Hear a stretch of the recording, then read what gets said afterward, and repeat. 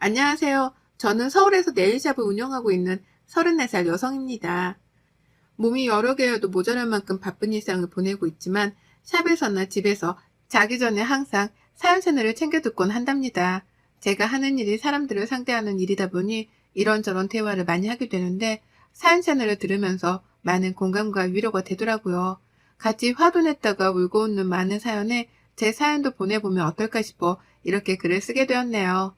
제가 여러분에게 들려드리고자 하는 이야기는 저희 시댁 이야기인데요.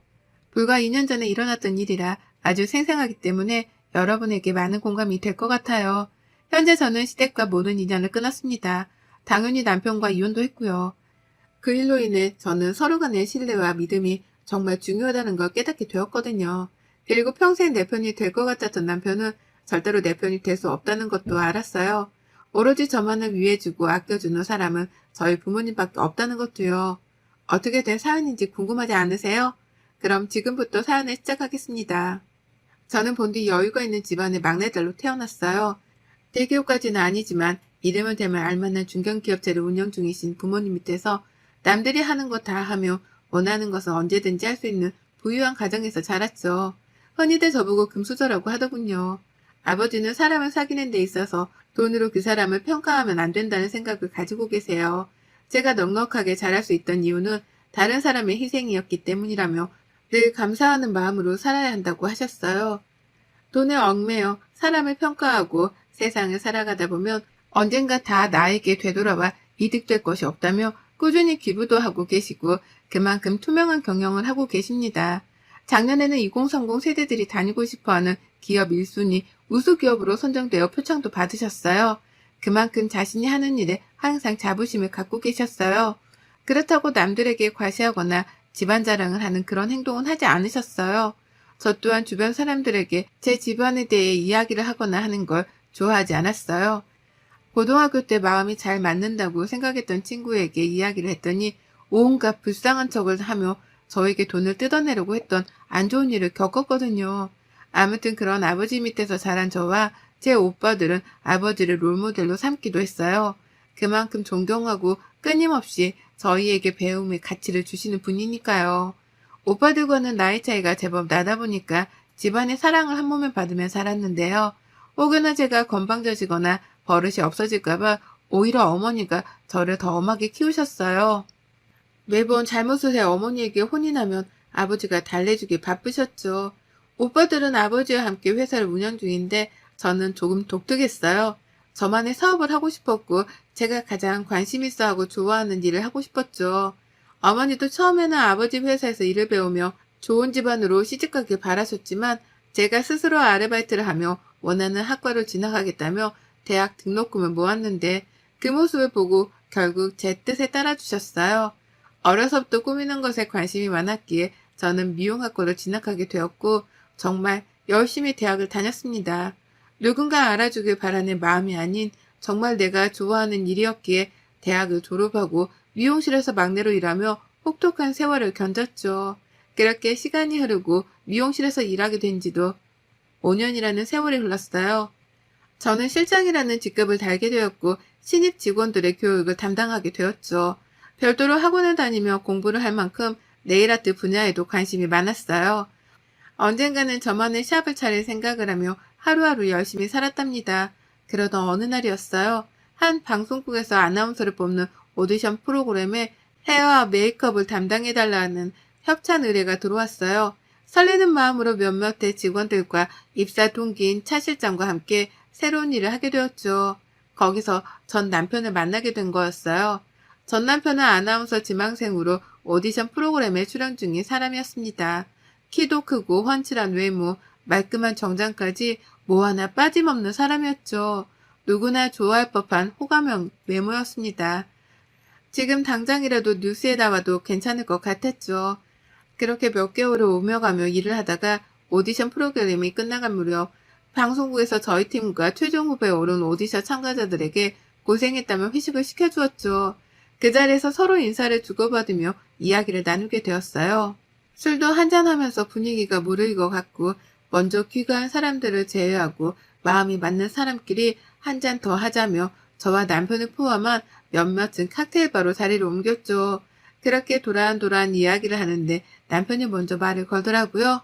한나 씨라고 했죠? 오디션 처음 시작할 때부터 봐왔는데 한나 씨는 이 직업이 되게 잘 어울리시는 것 같아요. 상당히 매력적인 분이라고 생각했어요. 아, 제 이름을 말씀 안 드렸네요. 제 이름은 김우혁이라고 합니다. 그렇게 말씀해 주시니 감사하네요. 저도 이렇게 큰일을 해본 건 처음이라 많이 긴장했었는데 어느새 거의 끝이 다가왔네요. 많이 아쉬우시겠어요. 이제 최종 결과만 남았으니 떨리기도 하고 그동안 고생했던 게 스쳐 지나가네요. 하나 씨도 고생 많으셨어요. 우리 이것도 인연인데 연락처나 교환할까요? 보니까 나이도 비슷한 것 같은데 종종 만나서 밥도 먹고 커피도 한잔해요. 그렇게 남편과 연락처를 주고받으며 친구 사이가 되었어요.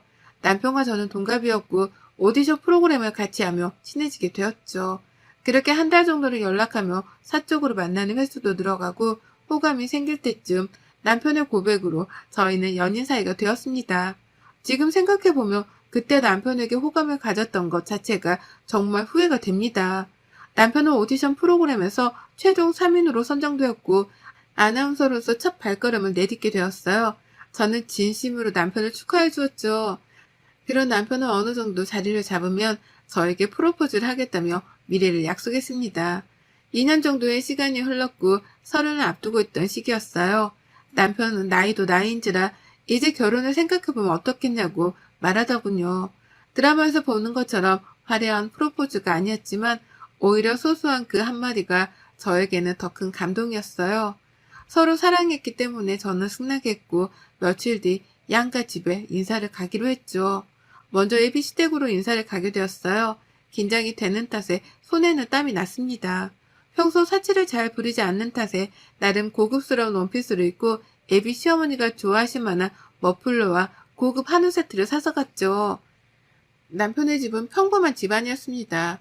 30평 정도 되는 아파트에 아기자기하게 꾸며진 집, 그리고 공무원 출신이신 시아버지는 내년에 정년퇴직을 앞두고 계셨고 대학을 다니는 나이 차이가 조금 나는 남동생이 있었죠.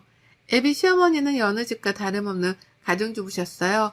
저를 위아래로 훑어보시더니 조금 떨떠름한 표정으로 말씀을 하시는 겁니다. 미용실 다닌다고? 우리 아들이랑 어떻게 만났어?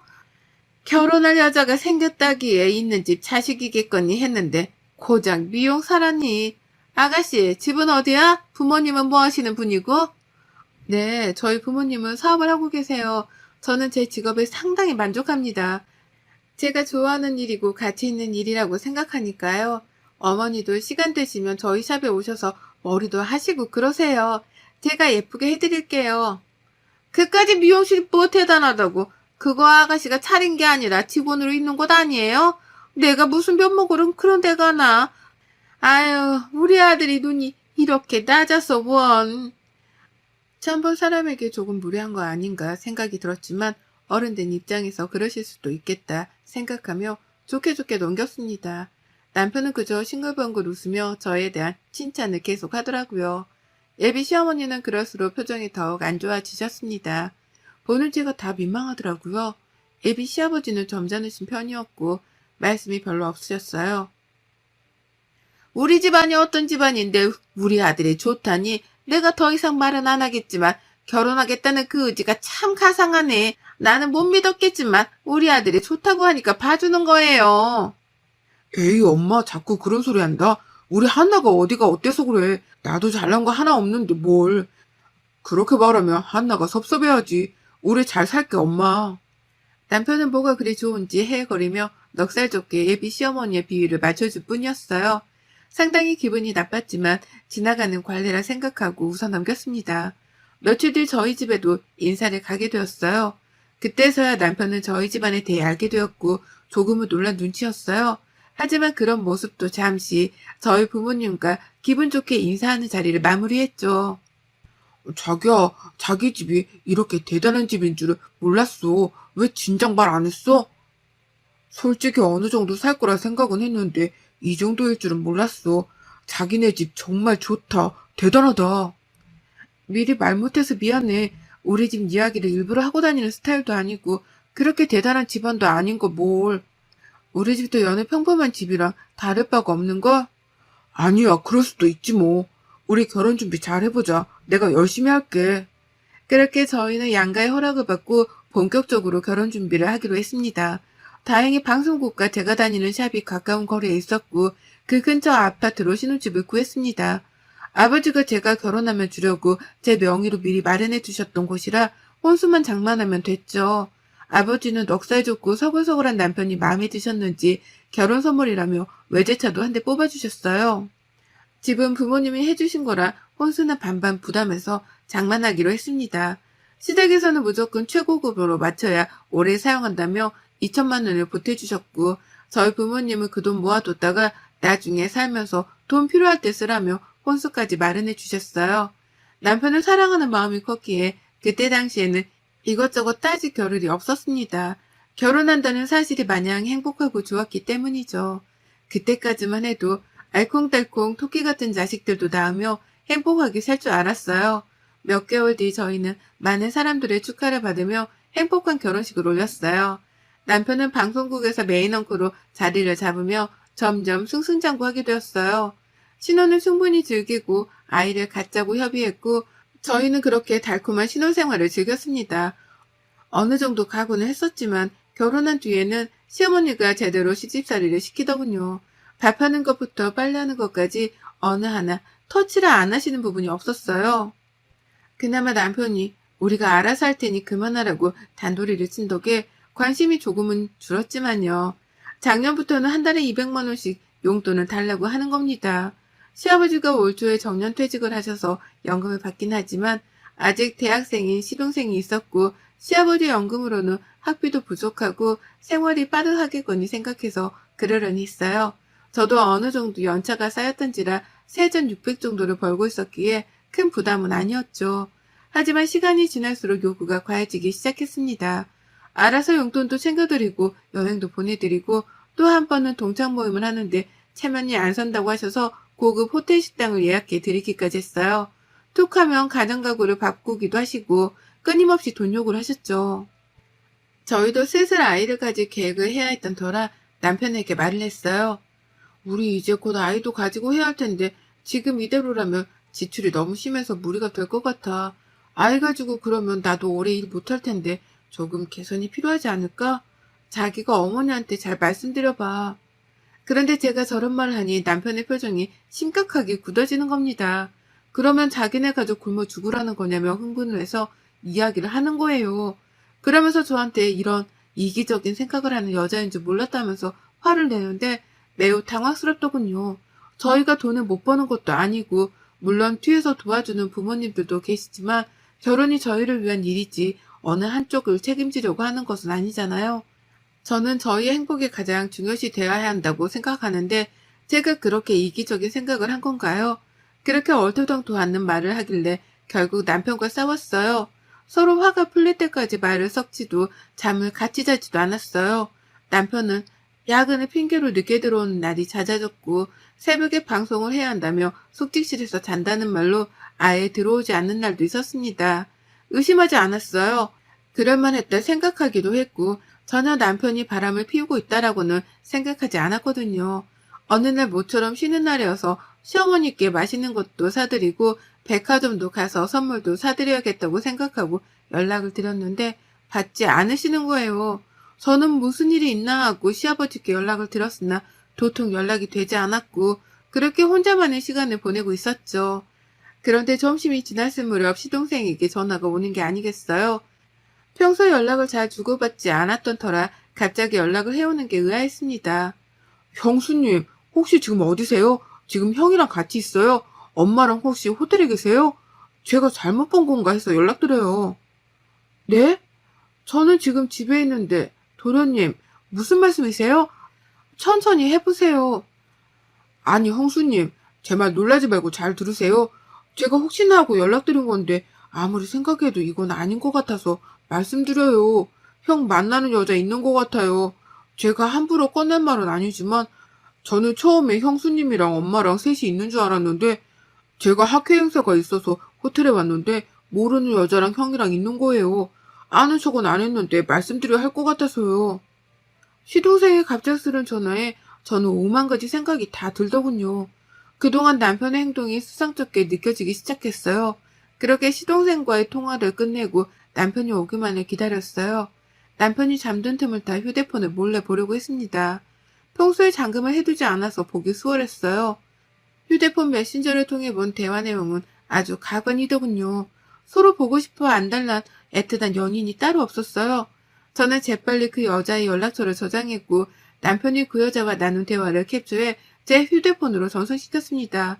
그리고는 보지 않은 척 캡처한 내용을 삭제했고 내색하지 않기로 했죠. 남편에 대한 배신감과 분노가 하늘을 찔러 당장이라도 패버리고 싶었지만 좀 더 확실한 증거가 있어야 했어요. 저는 그 길로 그 내연녀에게 연락해 만나자고 했습니다.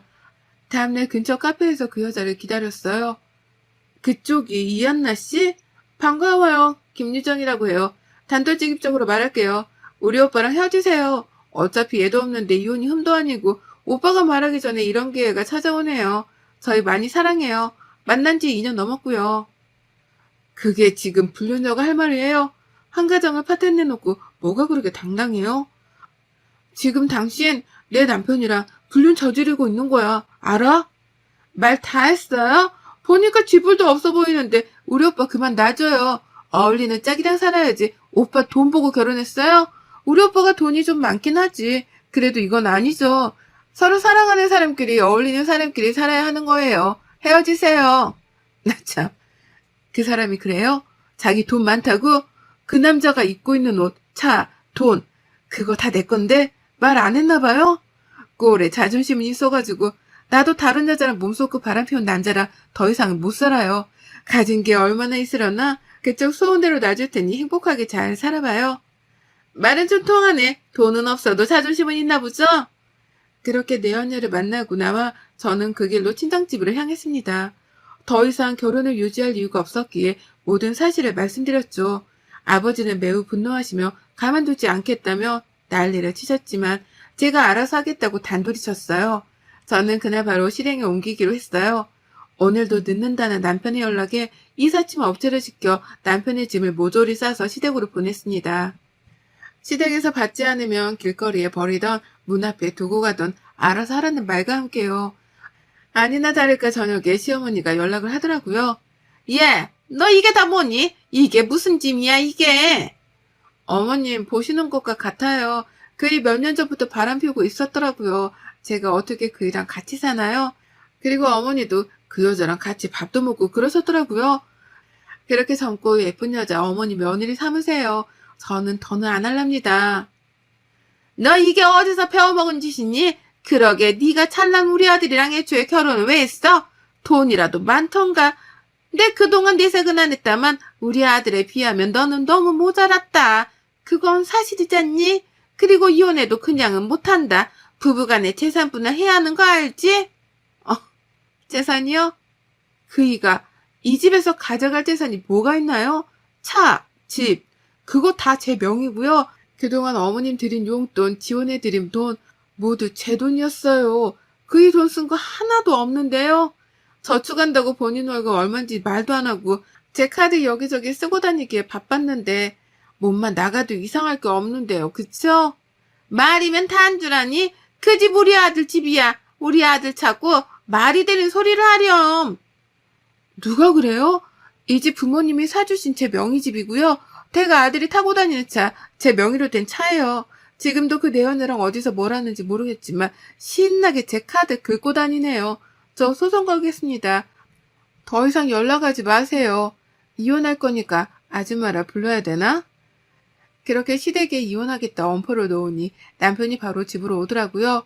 비밀번호를 바꾼 탓에 당연히 집 안에는 못 들어오고 초인종만 누릴 뿐이었죠. 당장 문을 열라며 문을 발로 차기까지 하더라고요. 경찰에 신고했죠. 난동 부린다고. 저는 바로 다음날 변호사를 선임해 이혼 소송을 진행하기로 했어요.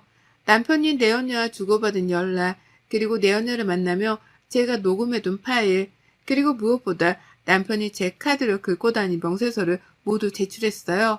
관광지, 호텔, 모텔 등 안 다닌 곳이 없더라고요.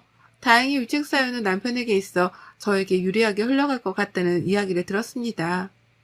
물론 이혼 소송과 함께 정신적 피해 보상금을 함께 요청했죠. 남편과 제 사이에 아이가 없던 것이 천만 다행이었어요. 예상하던 결과였지만 남편은 소송에서 불리했고 당연히 패소했어요. 저에게 5천만 원의 정신적 피해 보상금을 지급해야 했고 이혼 서류에 도장을 찍을 수밖에 없었죠. 그날 이후로 저는 신혼집을 정리하고 본가로 들어갔어요. 부모님이 결혼 선물로 사주신 제 집이었지만 더 이상 살 가치가 없기에 처분했죠. 그 뒤로도 남편과 시댁은 끊임없이 연락을 해오더라고요. 연락을 받지 않자 남편은 시어머니를 데리고 친정집에 찾아오더라고요. 시어머니는 저희 집을 보시고는 입이 떡하니 벌어지셨어요. 아버지는 저에게 가만히 있으라고 하시더니 직접 상대하시겠다며 나가셨어요. 사부인, 마지막 사람 된 도리로 좋게 말할 때 돌아가세요. 좋게 그 정도로 마무리한 거지. 내가 직접 나섰으면 당신들 뼈도 못 추렸어. 김서방, 자네도 이러는 거 아니시대. 자네 인성 하나 보고 내 아들 갖다 그렇게 잘 대해줬건만 이렇게 사람 뒤통수를 치나? 지금 돌아가지 않으면 내 무슨 수를 써서라도 자네 밑바닥 생활이 뭔지 보여줄 것세. 그렇게 무섭게 정색을 하시며 호통을 치자 남편은 즐겁하며 집으로 돌아갔습니다. 그 뒤로 저는 다니던 미용실을 그만두고 개인 사업을 하기 위해 동분서주했어요. 오랜 꿈이었던 개인샵을 차리고 싶었죠. 그동안 일했던 경력도 있고 마음이 맞아 같이 사업을 시작하기로 한 동료와 차근차근 준비를 해나가기 시작했어요. 3년 정도가 지난 지금 신촌의 샵을 시작으로 현재는 강남, 이태원 등 3개의 체인점을 두게 되었답니다. 기업을 운영하시는 아버지의 도움 덕에 빠르게 성장할 수 있었죠. 요즘 트렌드에 맞춰 저희가 스스로 노력한 결과도 있었습니다. 개인 방송을 통해 저희 샵을 홍보한 효과가 컸고 SNS로 소문이 나기 시작해 인플루언서들에게 협찬을 해준 덕분인지 빠르게 소문이 났어요. 패션 잡지사에서 인터뷰를 하기도 했답니다. 믿었던 사랑하는 사람의 배신으로 이혼의 아픔을 겪었지만 저는 앞으로 더 성장할 것이고 더 잘 되리라 생각하고 있어요. 그 남편은 어떻게 됐냐고요? 저한테 모든 것을 빼앗기고 빈털터리가 된 남편을 더 이상 가치가 없다고 여겼는지 내 언니한테 뻥 차이고 방송국에서 불륜을 저질렀다는 소문이나 퇴사를 했다고 해요. 말이 좋아 퇴사지 잘린 거랑 다름없었죠. 시동생한테 듣기로는 지금은 이리저리 구직 활동을 하고 있다고 하네요. 여러분, 제 사연이 어떠셨나요? 정말 기막히지 않나요? 한때 사랑했던 연인과 헤어짐의 아픔을 겪긴 했지만 저런 똥차인 줄은 상상도 못했어요. 똥차 가고 벤처 온다는 말이 있듯이 언젠가 저에게 좋은 사람이 다시 나타나지 않겠어요? 여러분도 항상 행복하세요. 여러분의 생각은 댓글로 남겨주세요. 오늘도 시청해주셔서 정말 감사합니다.